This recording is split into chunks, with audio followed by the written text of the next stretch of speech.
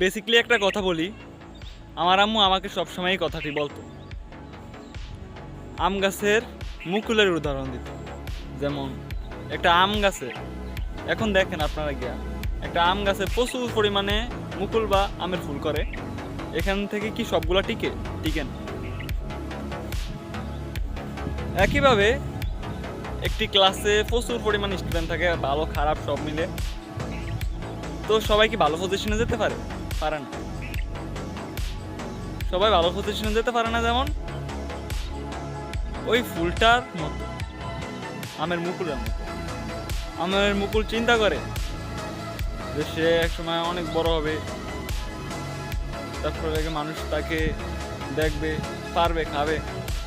একইভাবে মানুষের চিন্তা একই রকম, যে সে বড় কিছু করবে। কিন্তু আমের ফুল যেমন ঝরে যায়, তেমনইভাবে মানুষগুলোও ঝরে যায়, অনেক মানুষ ঝরে যায়। এক ক্লাসে একই জায়গায় ওঠা বসা ছেলেগুলোও এক সময় পর তা বুঝতে পারে।